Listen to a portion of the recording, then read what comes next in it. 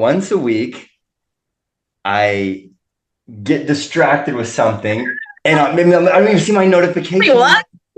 Like, what's the hack for this? There isn't one. Isn't there one? No, Oh my but gosh. it's a blessing. It's one of those blessings in disguise. Because Oh, usually it's a signal that you've entered Einstein time. Are you familiar with that? no, but I tell me more because I'm a fan of Einstein and I feel terrible when this happens. I really do. No, so it's actually part of your genius. Have you ever read The Big Leap by Gay Hendricks? Mhm. So he was the executive coach to Michael Dell of Dell Computers. Brilliant, Okay. brilliant theorist, right?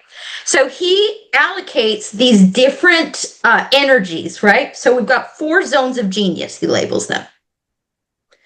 The zone of genius where you get Einstein time, which is like Einstein always lost himself in the work, right? Mhm. So Einstein time is where time disappears, where you're not cognizant, whether it's been 5 minutes, whether it's been days. But you enter this space where time's not relative anymore. It's completely random, and you can't measure what you will do. You can only look back and see what you did and say, how did I do that? But when you get the chance to go into an Einstein time, you're entering your zone of genius. So there's zone of genius, which is where we all seek to be. So those are the gifts and the talents that are so natural to you Oh, that but you then would there's the do it. excellence and the competence and what, incompetence? That's the one. Okay. Zone of genius, zone of excellence, zone of competence, and zone of incompetence. Okay. So odds are really good if your zone of genius is, say, super creative, super problem solving. Odds are good your regulation of such things is a zone of incompetence. Interesting. Does that make Wow. sense? That 100% makes sense. Sometimes science applies, and then you can stop beating yourself up about it and say, it just comes with the territory. I can't be this without sucking at this. Uh, oh my gosh, And that then makes you so just much say, I'm so sense. sorry. I love it. Brilliant. Brilliant. How have you been? I love seeing you on these calls. How are you doing? Really good. I'm enjoying them. I've been, I think you realize I'm sitting in a research seat and I'm observing and I'm gathering and I'm watching. And I wanted to talk to you about a phrase that you use very frequently. I want to hear it. Omni-Win. How long have you been using that phrase?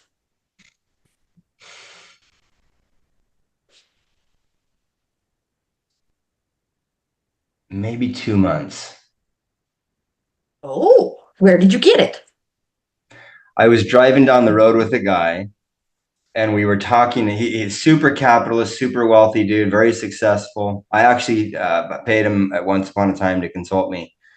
And I was talking about how my orientation of my business has shifted, where now I look at it, I'm like, okay, that would help us, but would it hurt the employees or would it help the customers? And I said, I look at it, I'm trying to look to make sure it really benefits everybody. If it doesn't, then I keep looking for another solution. And he was quite dismissive of me, and it was kind of in this model. That guy there on the side of the road that's working on the telephone pole, he needs to be there, making his $20 an hour so that we can live like kings. And that's just the way capitalism works. So when you're thinking about an Omni-Win, it's just going to hurt your business.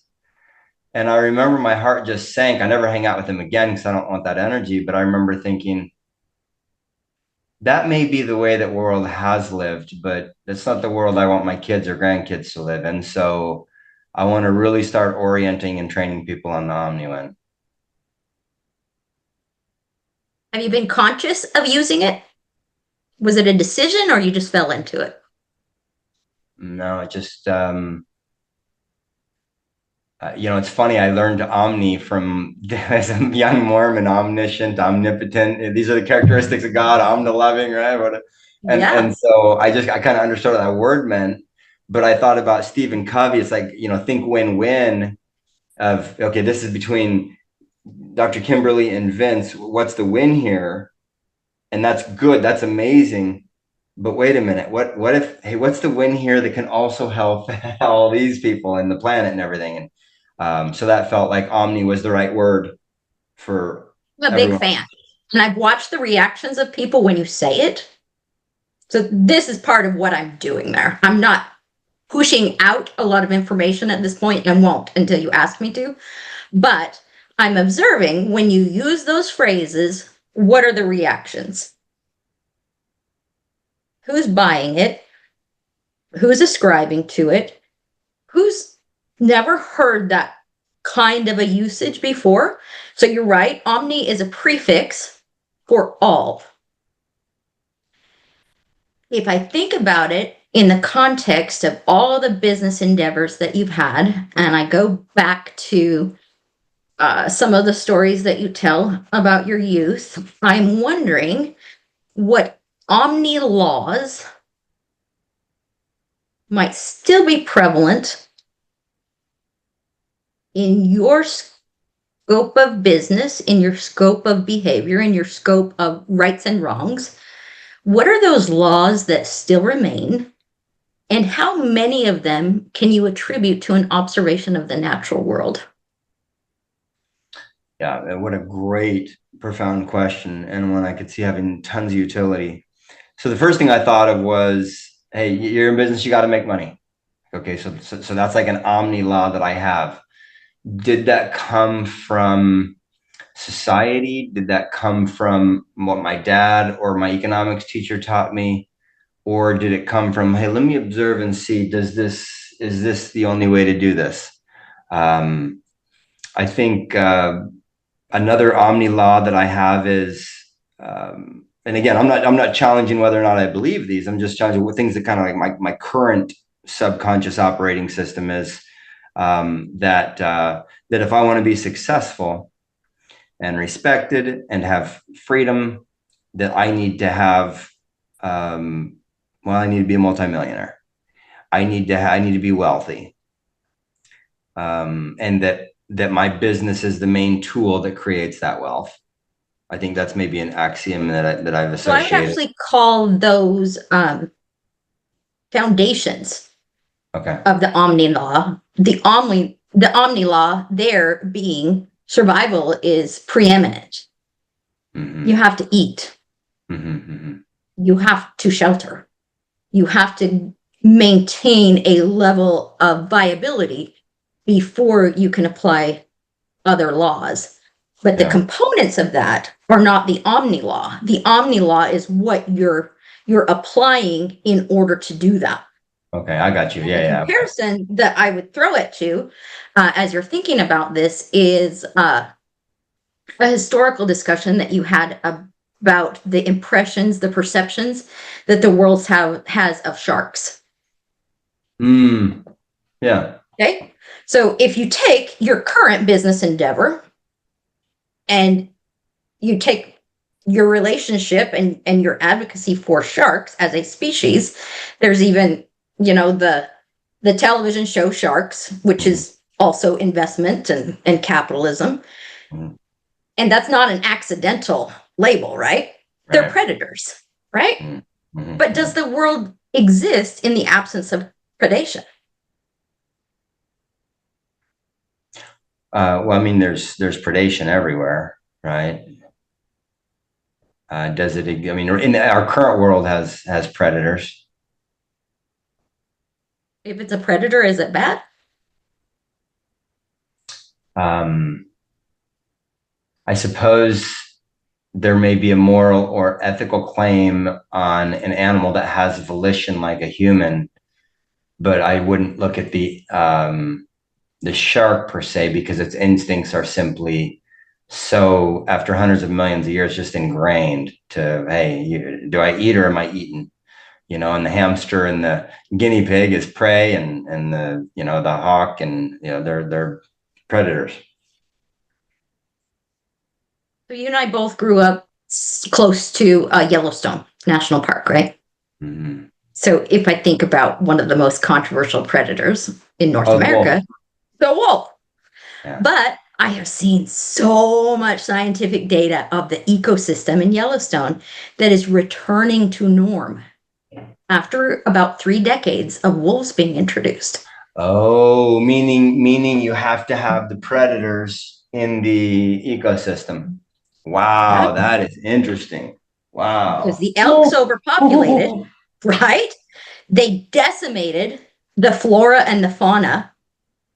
They eroded the watersheds.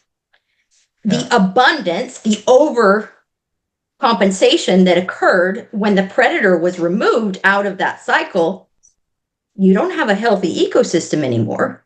You Mm, have an ecosystem in distress, in crisis. mm, And it only regained its balance when the proper balance was restored. yeah. And I think there's an argument to be said. I mean, go to movie theater. We always find a lot of truth in our entertainment. Wolves of Wall Street. Mm. Were they behaving as wolves? Absolutely. Was that a precursor for a successful economy? I could make a pretty good case for that. Did it help the economy? Absolutely. But it's Okay. foundational. What do you do? What do you do in the millennium or in heaven? Do you have predators there? Yeah. Do you not In think God's a predator? I guess I hadn't looked at him as a predator, huh? Okay. Now this is I do. I a paradigm absolutely do. shift.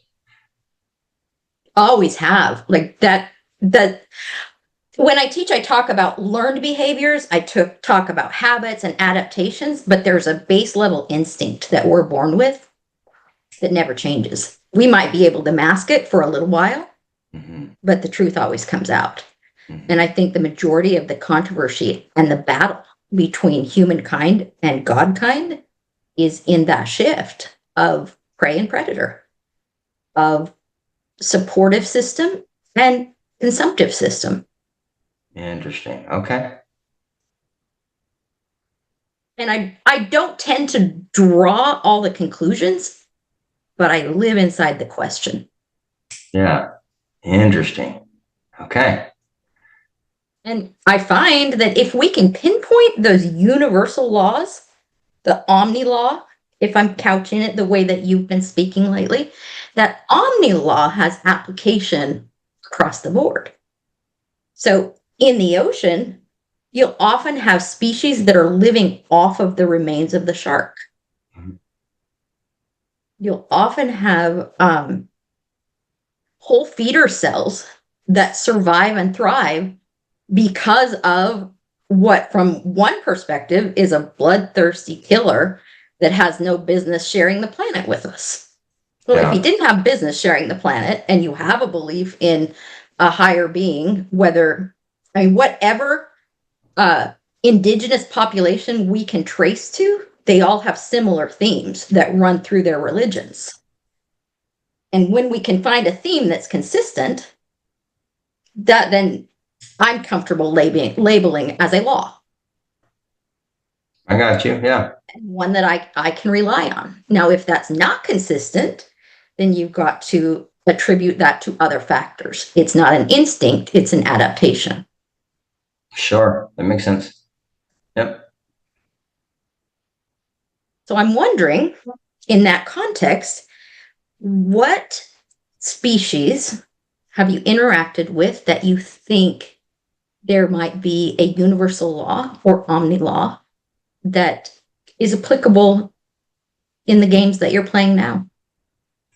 Dog. Tell me. I look at a dog as harmless, happy, forgiving, loving, not a grudge holder. Um, yeah, just happy. I think my dogs are just so happy. Okay, let me tell you about my dog. I was given a dog, a puppy, when this horse went missing in the Nevada desert. I was on my way to a race in the Grand Canyon and my truck exploded coming up a grade. So when that happened, I beat my horse to pieces in the trailer, right? He's not thrilled with Kim's driving. He's a mad little, his name is Fire, and he is, like, he meets his name. So I called 911, nothing. I don't know if you've ever driven the lonely roads of Nevada. Mhm. So I'm stuck. I'm there overnight. My husband's 7 hours away. The closest highway patrolman is 6 hours away. There is no sheriff. There is no EMS. There is no AAA. There is no one till the sun comes up. And it's just now midnight. So I have to open the door. I have to feed him. I have to give him water, or we're not going to make it. It's a requirement now. So I'm breaking my rules, not necessarily laws, but definitely rules of you don't open a horse trailer on a highway. That's just asking for a problem. You can have a choice. He's got no water in there, and it's hot. So I open it, and he is so freaked out. He's Arabian. I don't know if you've been around horses, but they're just as smart as they are dumb.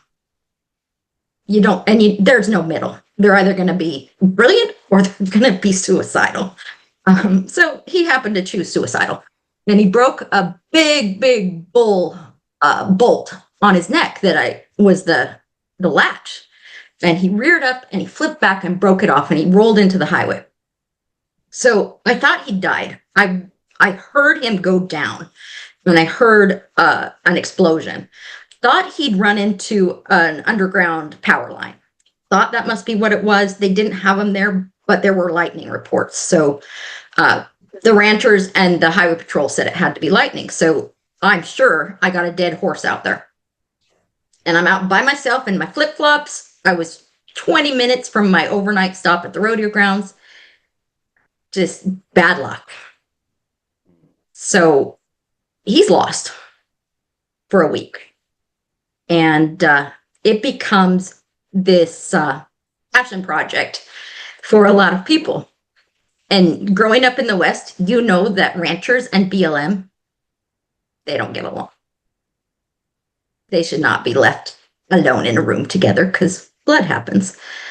So they had been fighting with each other over how to rescue this horse. So I showed up a week later to try to get them to just abandon, because I'd been told by the ranchers and by BLM that essentially he was going to die. A gelding in Mustangs has no business being there. They kill him because he's a freak in the natural world. So I'd made peace with that.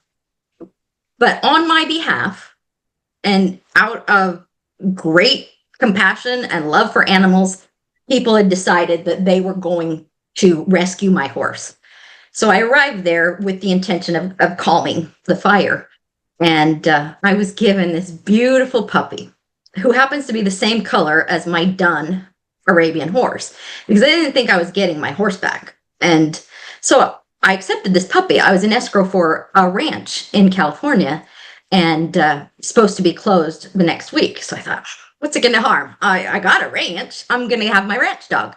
Well, she's half border collie, half Australian Kelpie. So if you've seen the rodeo bulls, there's a particular breed of dog that is descended from the dingoes that are incredibly fierce. They're not big, very lean, about 35 pounds, and they fight rodeo bulls. Those bulls back down. That's what this puppy is. Ranch sale fell through, got the horse back, bring the puppy home, love the puppy. That puppy grows up to be what she was born to be. Mm-hmm. She's fierce. She has no business in a neighborhood.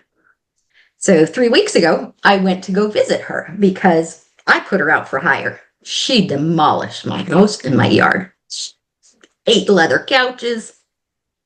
Not because she's a bad dog, but because all of those instincts were being ignored. Now she's got a herd of 200 goats. She's such a pro. She knows her commands. She works with a goat rancher here that doesn't have the use of his left side and relies entirely on the services of those dogs to keep him safe and to run his business. He does fire reduction using the goats, and so he's moving them all over.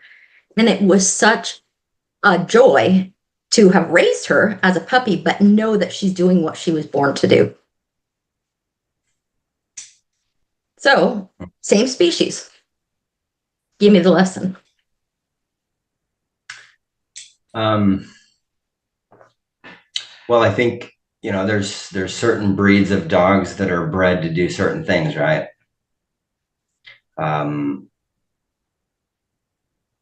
And you can only have so many levels of adaptation, I'm sure, within a species, right? Like, you can't get a shark to just be like, hey, let's cuddle. Yeah. I think I'm going back to something Gabor Mate wrote. When you think about, let's think about Donald Trump, for example.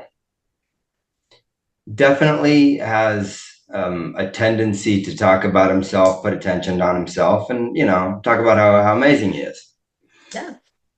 Gabor would say and did say, this isn't somebody who's just born egotistical. He's somebody whose father didn't love him, didn't show him, didn't create a safe environment for him. And so my opinion is that when you take a human being, because we're all almost exactly the same in terms of like my DNA and yours is like 99.94% exactly the same, right? If I'm an alien visiting, I say 8,000 twins. And our programming on those DNA strands of, volumes and, thousands of terabytes of information tells us a way to be. And that I believe that over literally billions of generations that we evolved into what we are. And that like a beehive or an ant farm, humans, if they were being true to their DNA and there weren't societal trappings or maladaptations. Yeah. Where Donald Trump had a maladaptation, Putin had a maladaptation, and the people in the Middle East who are sending 18-year-old boys to die or are causing 70 million, or actually, I think it's 120 million people in the world right now to be displaced from their homes because the leadership has failed. And I believe that the root cause of that is a maladaptation from their childhood. And so what I look at from an Omni-Win is, how do we heal humanity? How do we heal the planet? How do we heal the hearts of the leaders? And when I say heal, basically what I'm saying is correct a maladaptation, correct something that Donald Trump reacted to. He had to respond a certain way so that he would be accepted and validated and attached to his parents. And so my sense is to take this from my standpoint is to say, I'd like to go to every human and say, what the Mormons would call the millennial state, where there's no evil, there's no lying, there's none of that, is a place where humanity has been healed from the ills, and that we've come a really long ways in doing that. If you look at where we were 1,000 years ago, or even 100 years ago versus today. And so my sense is that humanity's done this and that it's about to do this. And it's an adaptation, sure, but that's because we have giant prefrontal cortexes and we can deduce this is actually a better way to experience life. Less grief, less regret, more significance, more gratitude, more peace. And so that's, I think, what drives me is that maybe that's one of my laws, is that's why we have suffering, like wars and refugees and things like that. Yeah, I can see that. One of the lessons that I taught my boys raising them was the difference between suffering and sacrifice. And I think having challenges that are part of a sacrifice in my mind is an exchange of difficulty, of pain, of suffering, but it's an exchange for something better. Yeah. If there's no potential for that better, I think part of our humanity's maladaptation is the belief that if we just keep fighting at it, if we just keep pushing at it, it's bound to burst. When that may not be the point of it. We may just be inflicting violence for the sake of violence without any end game that is plausible. So I'm really careful with them, and when I work with businesses, to step back from a research perspective and say, let's break that all into pieces. Can we find the factors that attributed that behavior?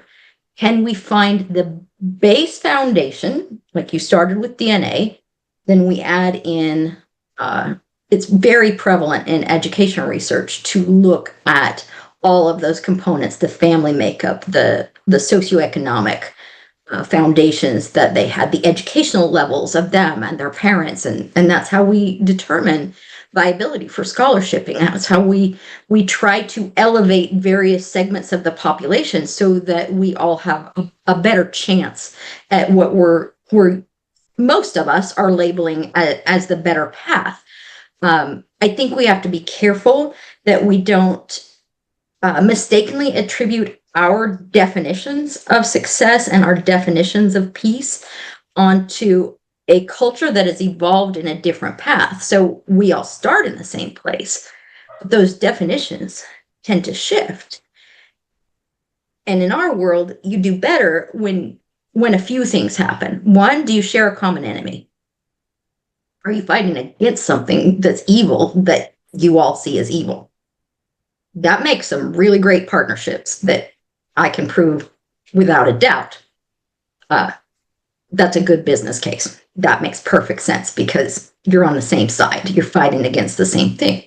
Maybe it's that the person or cause that you're sacrificing for their benefit, maybe that's what you share. But if there's no shared components of your legend, of your story, you really don't belong in the same ecosystem. It's like, was it Mussolini that brought hippos into South America? No, rhinos. Oh. Maybe both. Mussolini started a zoo. And the remnants of that are wreaking havoc in the Amazon. They are destroying native plants, native species, because they don't belong there. And they're invasive. They're hazardous and damaging. So when I look at that with what you teach with Warrior Sage and Impact Accelerator, when we look at matchmaking, investors and founders, what do they share? Where do those paths align so that the investor is not trying to look at what the founders are doing and trying to adapt to it, but rather, if you strip it down to its essence, is there carryover? Is that the path and the intention?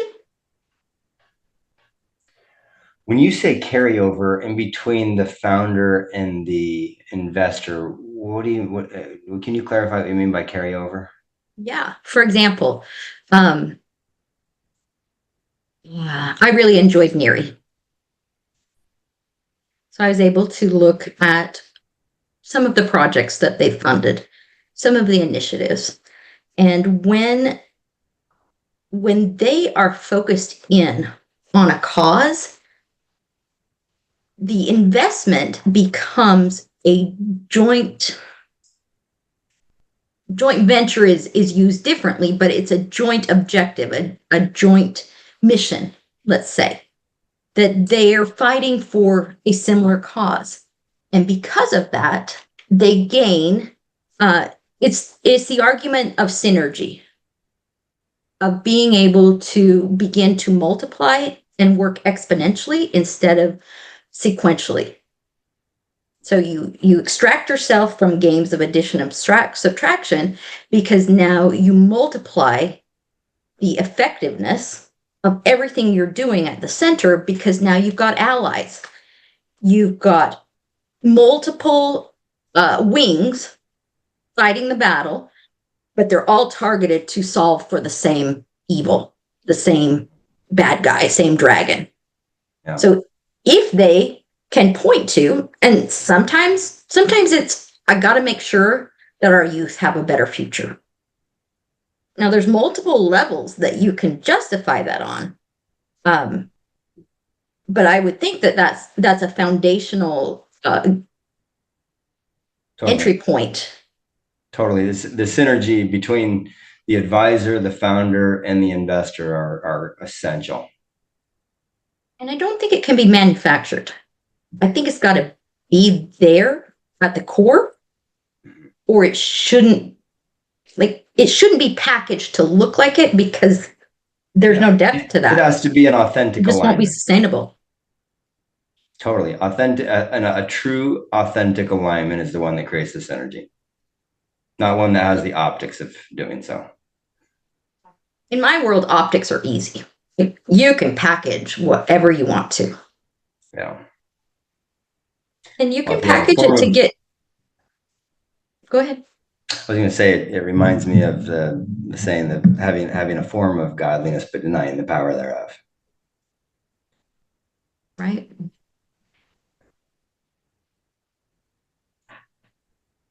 And I after listening for a few weeks and observing side conversations and trying to kind of wrap my head around what your vision really is for this, I'm cautiously optimistic based on the intentions that I've seen thus far.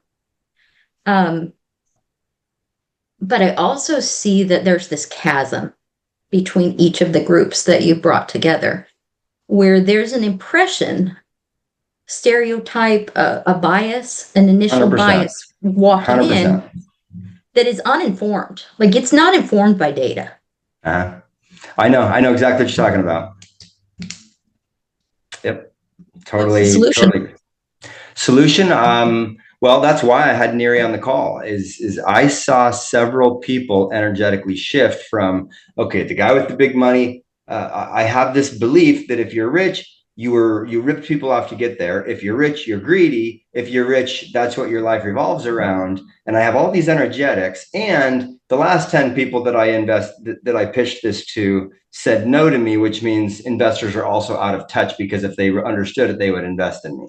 So they're taking all of these energetics against this class of people, not knowing Neri, not knowing his intentions, his heart, and they come at it with these negative pieces. Like Jeff Boyle said on the call, he said, I really looked at the people in this space that invested in him, in his business Juice. It was a very big, successful business, as narcissists.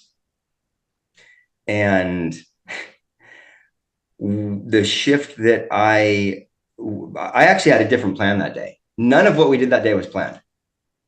Isn't that the best days? 0% of that call was planned. Those are my favorite days. Yeah. But when I saw what was happening, I really planned to just, hey, oh, here's Neri. Oh, hey, Neri, introduce yourself. Like, that's it.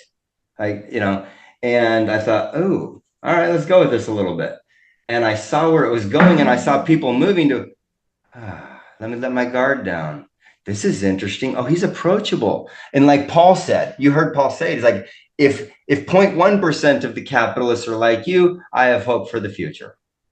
And so what I'm saying is that founders, let's go help investors that aren't at Neri's place get there. Advisors like you and I, let's help them get there and see that. And I'll tell you, they're moving. They're actually shifting before my eyes. It's crazy. And then there are business owners who look at advisors and say, oh, they want to charge me $200 an hour. And the last advisor, they billed me 10 grand and they gave me a bunch of nonsense that I can't do anything with. And so now they have this negative energetic towards the advisors.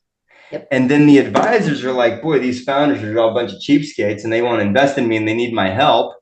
So trust me, there is a full energetic Yeah. Everybody breathe. So I think that's starting to shift. I'm witnessing that as well. Um, It's a heavy lift.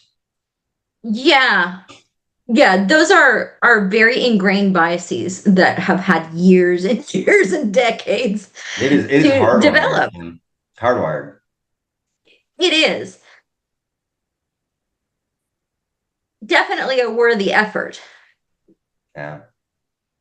It's not going to happen overnight. No, no, it's not.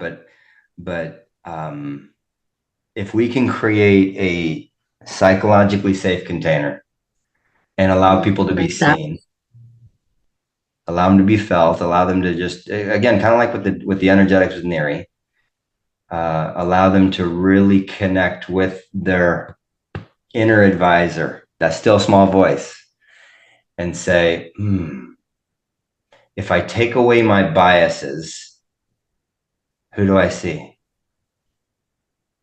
And helping them to get to that point, because I experienced capitalism as an investor. It's treated people like assholes, and if they missed it, I remember putting the screws to them. Like, this is my job. I remember being a founder and having an investor take the screws to me, and it was painful. um, and so I've experienced enough of that to feel that it's a let's put it this way: if my goal is to go help reform the prison system, to give somebody who spent 12 years in prison a fighting chance at life, to help him go be a dad to some daughter out there who has a dad that's been in prison for 12 years. If I want to have a chance for this founder Jordan to help more than 7% of the people that come into his clinics addicted to meth, can I get that to 30% success rate from 7%, right? And the last thing he needs to be dealing with is this belief that the investor that supported him is a narcissist, and if he makes one bad step, he's going to cut his head off. Yeah. But rather that he feels Neri or whoever it is say, Jordan, we got this. Yeah, that I realize why you failed. I realized that you did your best there, but we believe in you. And we invested in this because we believe in what you're doing. Let's go back to the laboratory and let's figure out how we can help these people. And if we do it, we'll all make a whole bunch of money, and that'll be really fun. But we're doing this because there's people that are on heroin. Yeah. It's One of the things that I don't think really got the time that I felt like I would have enjoyed hearing was an acknowledgement of the burdens that are faced by investors, and a realization. And I could hear it in you from that battle of, I have expectations. I have people that are relying on me, and they're real people. And the majority of the firms that I've seen thus far that's family money. That's a whole different level of context that gets ignored. I think it's not studied on purpose. Like I think that there are walls up that nobody wants to take down yet, because there's a lot of secrecy behind that. But the heaviness of that burden, that you are guarding the assets of that family, comes out sometimes as sounding like a jerk to a founder that has this pie in the sky image of what's possible, and often because of their programming feel like they've got to justify, they've got to fight their way through, and those barriers don't get taken down. Yeah, And there's sure. no doubt that the implications of that weight are ones that we haven't properly measured yet. Yeah. Other than it's apparent that it's a tax on the system. It's a tax on everybody to have those emotional charges, right? Those beliefs that are creating this negative energetic connection. Basically, it's just a hampering on the relationship. It is. Yeah. It is. But because it's not acknowledged, there's additional pressure to the investor, and the investor becomes sandwiched in Yeah. impossible scenarios. Like there's no right answer. There's this is better for this situation and it's just a constant balance.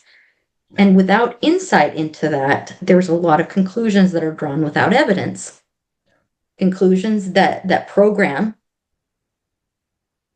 founders to believe that the way that they do, and to put up walls that essentially keep both of them from finding success as fast as it could be if the barriers were safely lowered. Now, I say that with the realization that there certainly are predators in a negative sense that shouldn't be trusted. Right. That does exist. The idea of a predator as hunting to be able to feed his family, I'm all about. Mm-hmm. Just give me the gun. Yeah. Give me the spear, and I'm going to go help you. Yeah. Because my kids won't starve. Yeah. But I think perspective dictates a lot of that. And unfortunately, we use fear, I think, as a measurement tool, when in fact the fear is usually rooted in dissonance. It's a lack of understanding. Mm-hmm. Yeah, I agree.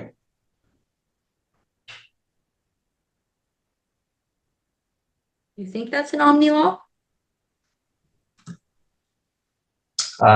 For me, I feel like I've peeled back those layers at a very deep level. For society at large, I think there's about 98% of the population that they function on, they're functioning out like an albatross around their neck because of the fear, and dissonance and beliefs that they have about the way the system works. And there's different forms of that, of victimhood or entitlement or otherwise that hurt them, that hurt the person with those beliefs. Yeah. Because it's not centered in reality. Ages ago, in the beginning of smart devices, we purchased about 200 smartwatches. This is before Apple had a smartwatch. It was a heart rate monitor, essentially, that we sent to CEOs. And we sent it to them under the training that if you don't fall in your heart rate and your blood pressure within this zone of cognitive strength, whether you're too high or too low, either one is bad. If you're not within this window, you shouldn't be making high stakes decisions. Like, don't do it. If you want your business to thrive, you make decisions when you're at your best. And you don't allow yourself to go into fear or into overexcitement. Like those are both big danger zones. Don't believe your own press. Don't believe you're all that. Like, back off of that ego and center it in reality and say, I'm pretty good, but let me be humble for a minute. Let me look at the realities. Let me find the places that I can grow and function in that space. Have you heard of the California initiative this year to do race-blind prosecuting?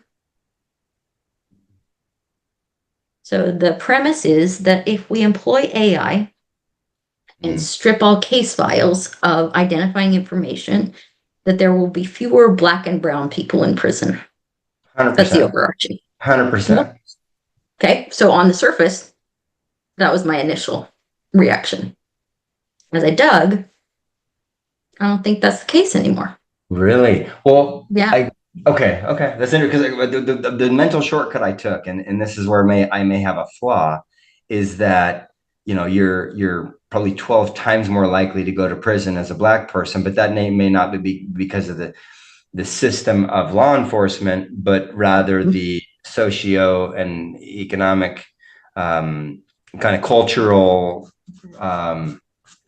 settings of those people, single family households, lower income, higher poverty, parent was at a disadvantage. I mean, look, if there was a race that went 150 years and it was illegal for them to be able to read, yeah, they're starting. So Sure. maybe it's more of that now that I think about it. The other component that I found really interesting was that there are a number of victims of Black and brown descent as there are those in prison. Do they not have equal rights to be represented? Sure. Right. Okay. Yep. Other component is an assumption that stripping identifying information removes bias. Can we prove that? I would have guessed you could, but apparently not. There's no correlation. Oh no, there is. There is. But there's a presumption there. And Stanford and Harvard are the labs that have created the AI tool to be able to query the database. So here's how it works. Charging papers go from the law enforcement agency into the charging jurisdiction, right? So before they get there, AI is supposed to strip it, and this went into effect in January. It's been on the books for 2 years, and it's required implementation in January. So as part of the study, I looked at all the ramifications, and I looked at the software that this was all designed around. Well, it's got inherent biases, and the biases are identifiable. Like you can look at the bias set and you can trace it back. Oh, this was Stanford, this was Harvard. If that's that easy to delineate, we're probably not where we need to be. The other component that was really interesting when working with the district attorneys was, okay, let's pretend you're right. Let's just assume for a minute that you're right and that there is a preponderance of Black and brown people that are mistakenly charged or mistakenly convicted. Let's just let that all slide and say that that's true. The presumption that removal of data from a qualified observer / judge / prosecutor assumes that they cannot be trusted with the full picture.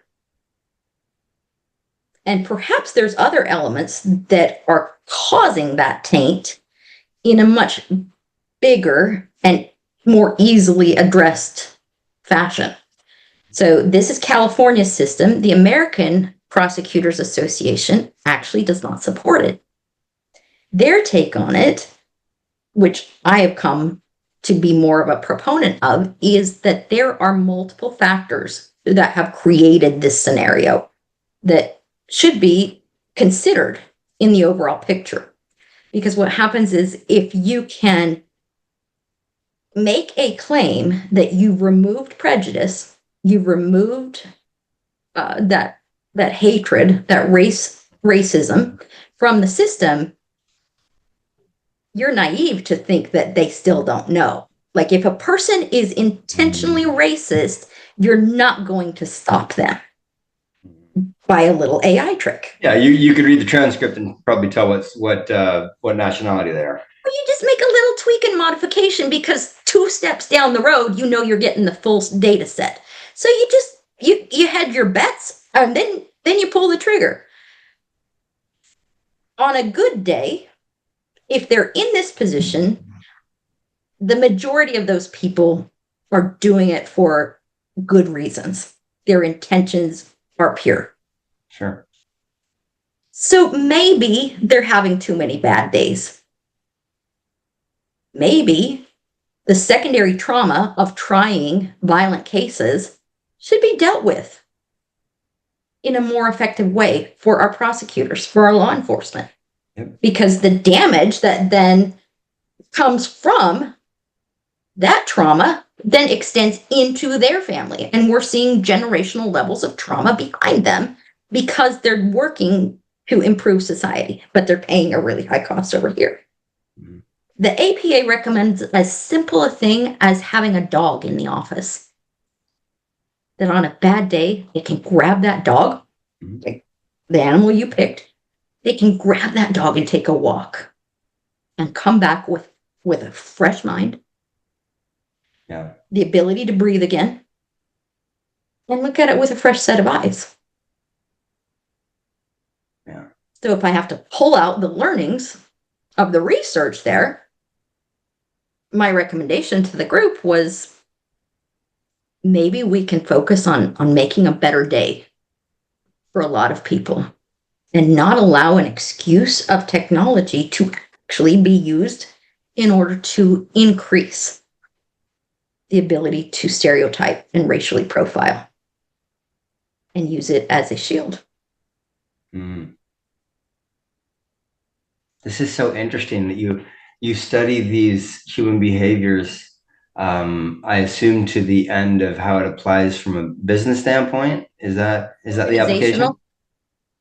Sometimes it's schools that I'm working with, sometimes it's governments, and sometimes it's business. It's that individual to mass communications theory base Hmm. that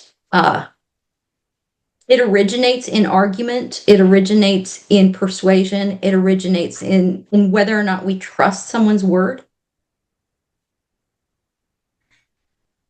And to some extent, our instincts scream the loudest.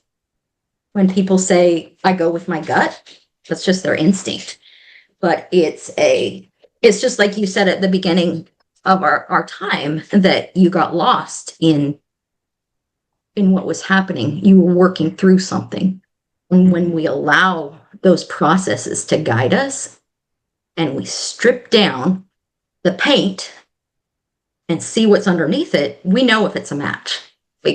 We there's a biological reaction, there's a sociological reaction, and there is a psychological reaction to truth. And very little of it happens in your logos center of the brain. Neurologically, you're in the subconscious zone when you pull the trigger on a decision. If you rely on the 10% zone, you're very likely to be wrong. Yeah, makes sense. What's your favorite animal? Dogs. Okay. Favorite wild animal? Hmm. Or marine species? Oh,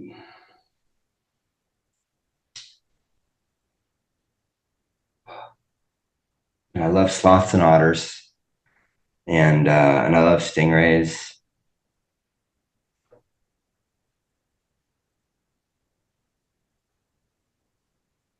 And I love birds like eagles.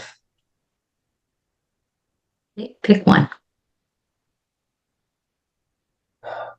Um, Which of them has taught you the most about who you are? Probably a lion Tell me. right there. See him on the very bottom? That's a lion right there. Yes. Yep.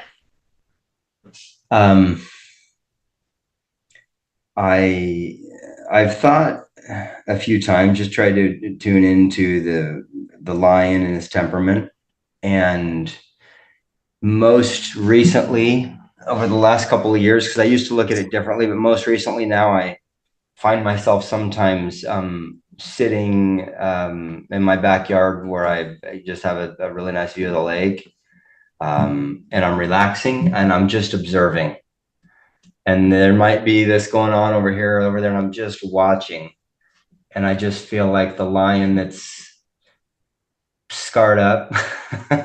He's got some battle scars. He's all healed, but he wears some of those scars, and he sits and he's been a fighter, he's been a warrior, but he sits with what feels to me as a nobility or a wisdom. He doesn't want to fight. But he will if he's pushed. Yeah, he can, and he'll defend and he'll do what he needs to do.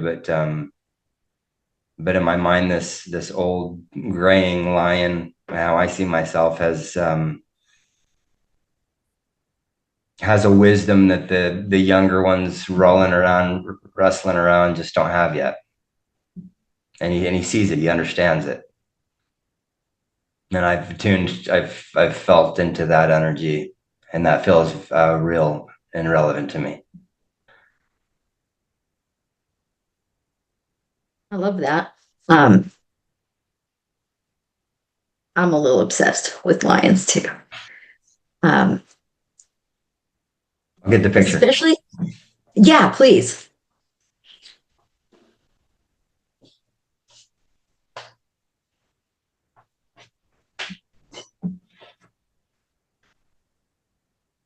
So regal. Yeah. He's in a little bit of a snowstorm, Yeah. and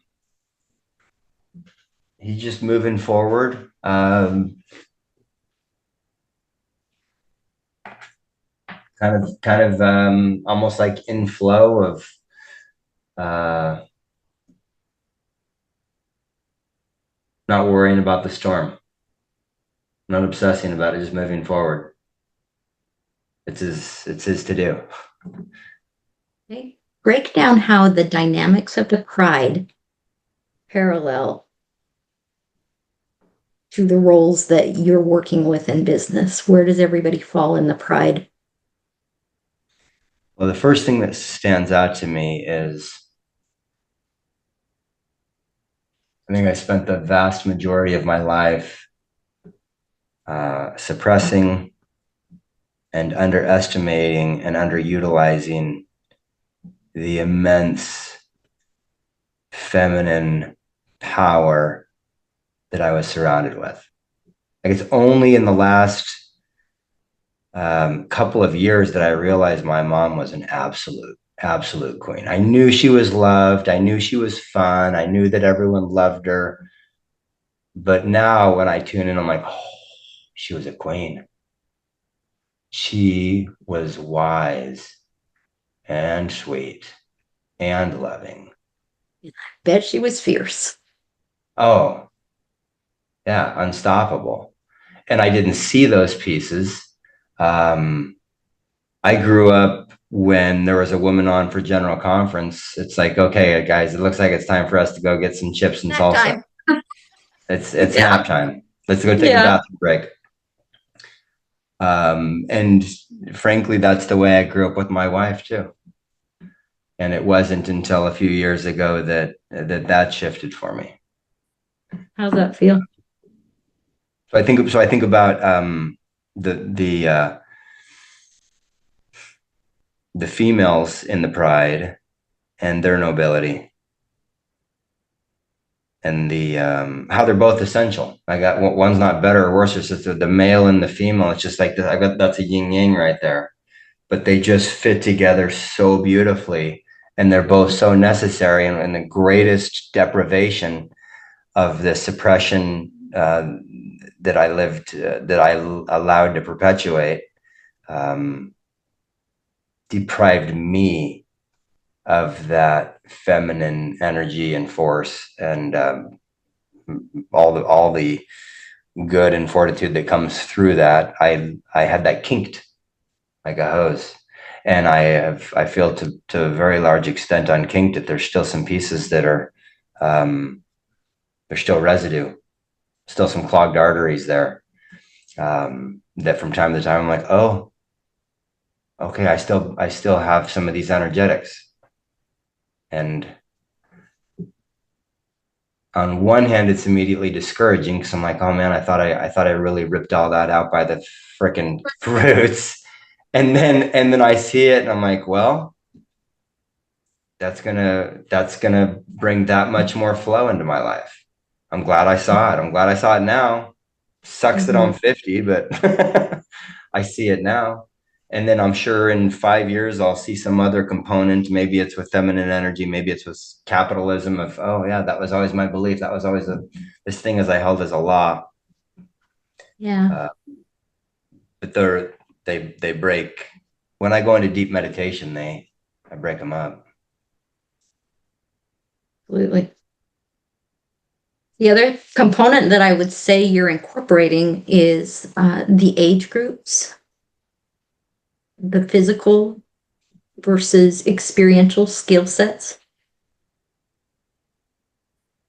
So inside a lion's pride, there are lions designated for the ambush.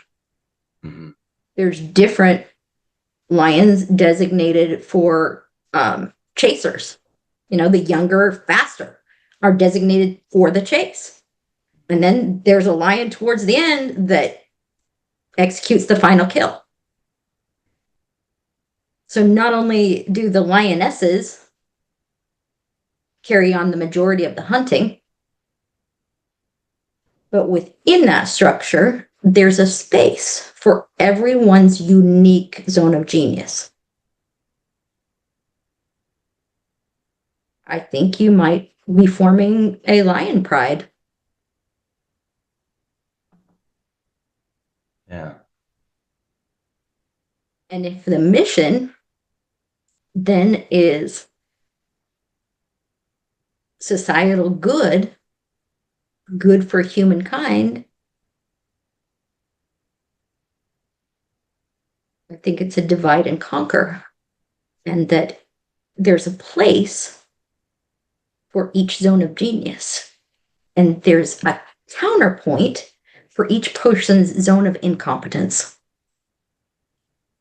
And by being able to acknowledge in humility what that zone of competence is, you find partners inside those zones that make up for that lack, that also need your zone of genius in their systems. Paul and I teach really frequently about the dangers of solopreneurship, of having only your voice echoing. Right. Yeah, boy, that's big. That's big. I want to drive that home to our community, to our circle, because the chances of success as a solo entrepreneur is so low. Yeah. And the damage that comes in the mistaken belief that that's the right way. Right. It's a societal stigma that Yes. we created it.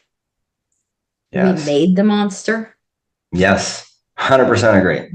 And if we don't take it down, if those of us in our generation that made these monsters don't take care of them, our next generations are going to be saddled with our baggage. And as a mom, I am absolutely uncomfortable with that. That's not a situation that I'm willing to allow. Well said. Yeah. Exactly. So if I can be a little bit critical for a moment, I do hear a lot of pain when you speak. I hear your struggle. And I applaud your willingness to be vulnerable and open that up.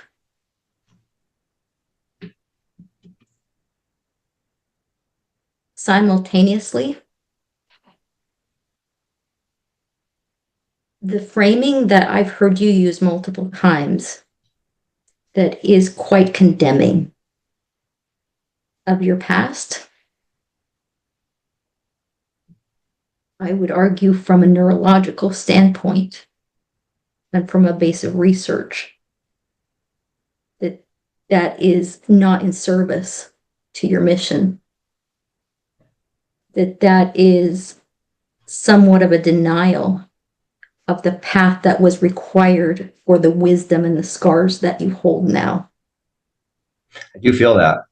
I mean, I fully feel that the journey I was on, and I said this to somebody who was on a similar journey than me, that for he and I, those very battles have become like a superpower for us. And so I feel like I embrace that. I feel like I love that version of Vince. I don't beat him up. The depth, when I feel a depth of passion or sadness around it, I don't mean this to sound egotistical, but I tune into MLK Jr. deeply. Good. And I'm not trying to say I'm him on any level. What I am trying to say, though, is that I look at his life and his tone and his energy, and I realize that he saw what could be and what should be.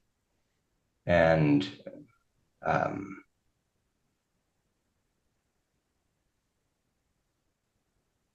but as you talk about it, I realize that it may not be serving the people or myself. It may not be serving the people in the group or myself to be critical of decisions I made a decade ago. Is that fair to say? So I think that, and I haven't known you very well or for very long, but my impression is that you go to a state of giving grace before judgment, that that's your preferred route. Would that be accurate? 100%. 100%. That's what my instinct says. Yeah. That is your path. I will say you're not giving that grace to your own story. That the way that you paint that has a condemnation that I don't know if you're still battling the realities of that, if it's a coping mechanism until you can look at those directly and not flinch anymore.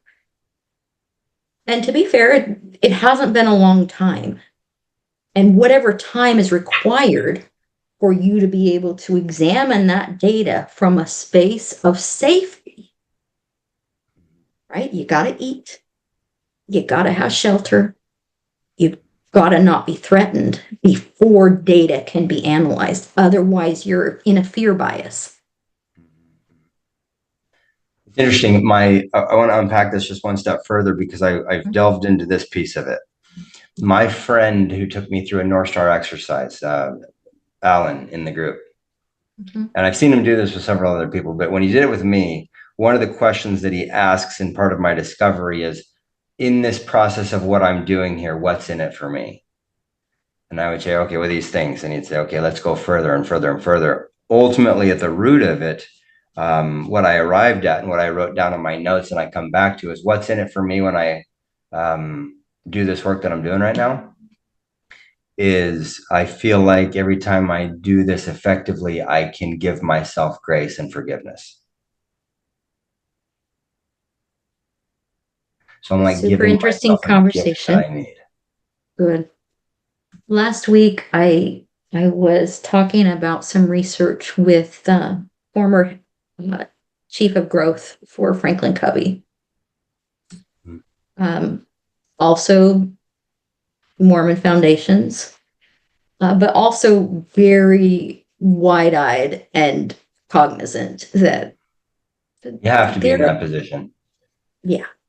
So he's exited that role and he's in a space where he's trying to answer some very deep soul questions on behalf of a very large population that he's attempting to serve as he looks at ways to mitigate and alleviate the damages of pornography. So you know that that's just an ugly, ugly, loaded topic in all the spaces right now. There's a lot of blame, there's a lot of stigma, there's a lot of shame.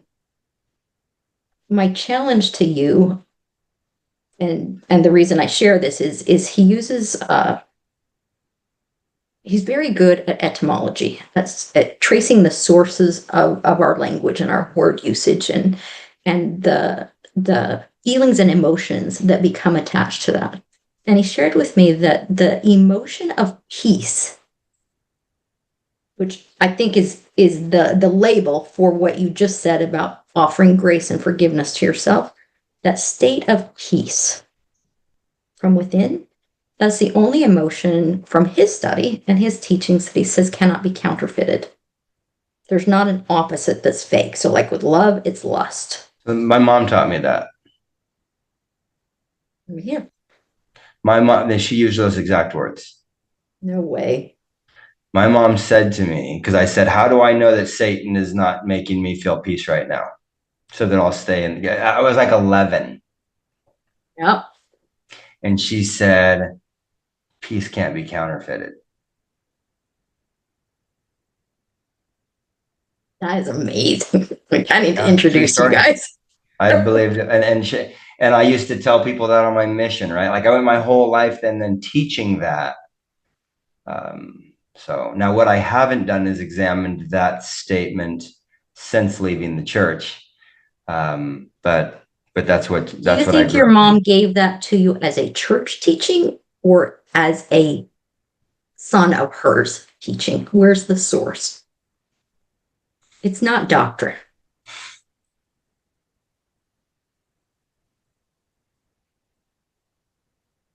My feeling is that that was just a soul level truth that she was sharing from her own feminine instincts, from her own natural divinity. So my gut says that whatever your mother's interpretation of your state of peace would be one you would have confidence in. Mhm. Okay, so close your eyes for a minute. How would your mother describe the path you've taken, the scars you hold, the battles you fought? How would she describe them as your journey to meaning, your journey to peace? What would her analysis sound like?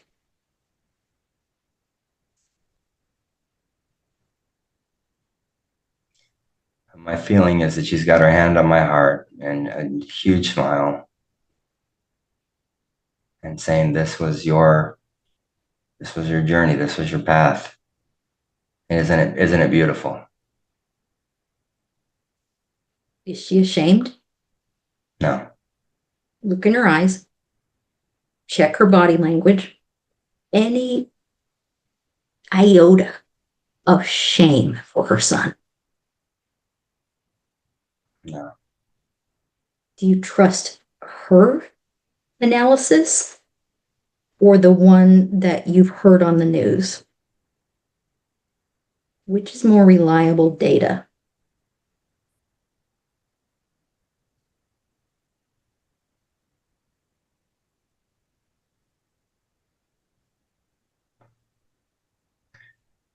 Yeah, I never trust the news, but I feel a deep truth. I feel a deep truth in my body as I tune into her. And what's interesting is the most profound experience of my entire life was 2 years ago when I developed self-love and everything changed. And it was me closing my eyes and tuning into her eyes and feeling what she wanted for me. So That's I'm powerful. back in that moment and that's extraordinary.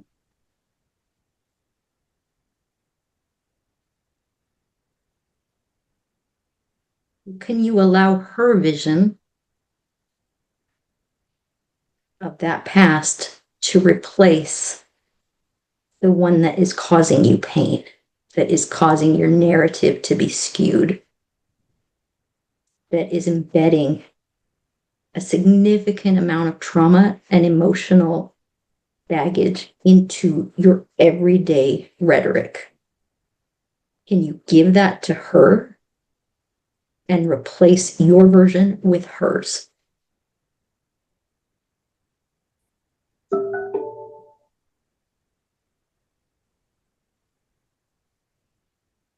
Yeah. Yeah, it's beautiful.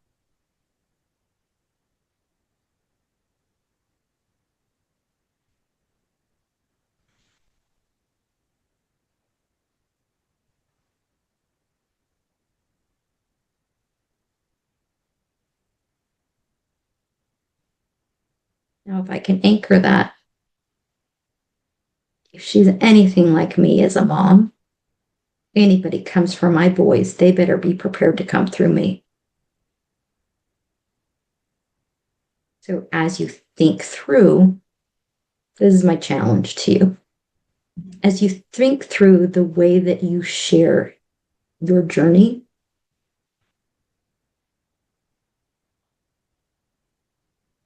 Allow her influence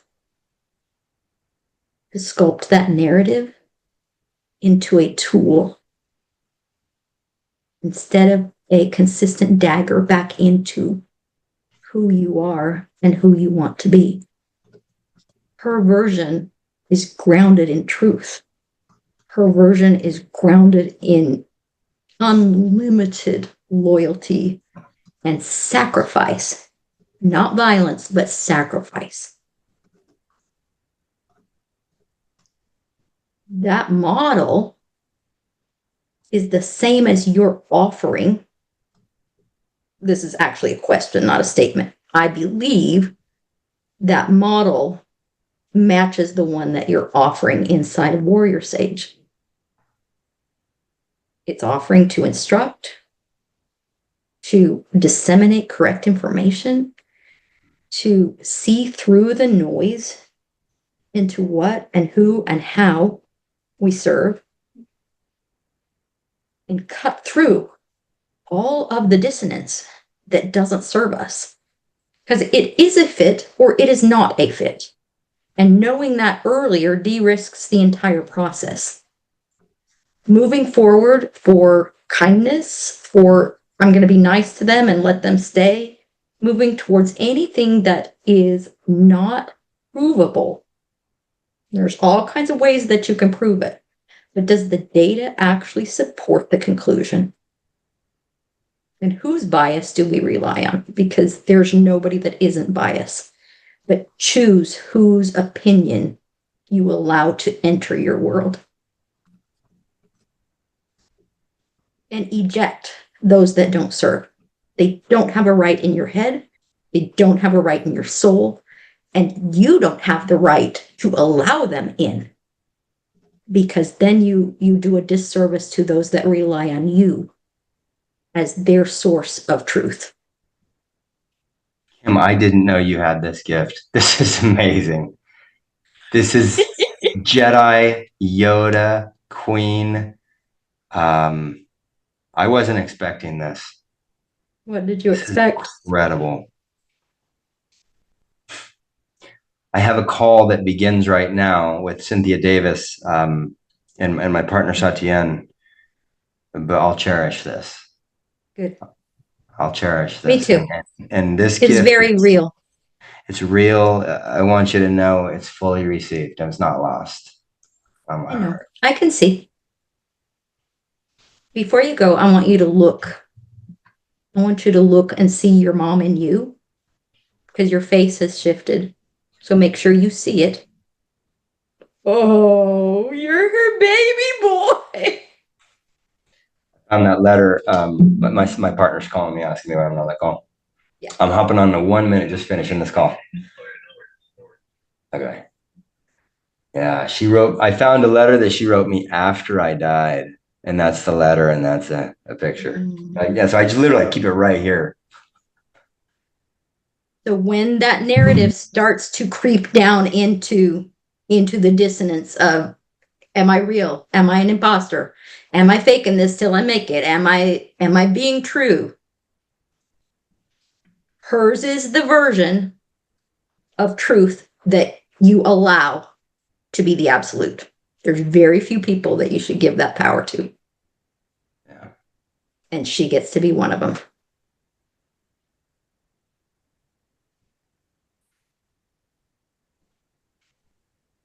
Thank you so much. It's fun. I hope to see you again very soon. We'll see you tomorrow. Awesome. Okay, see ya.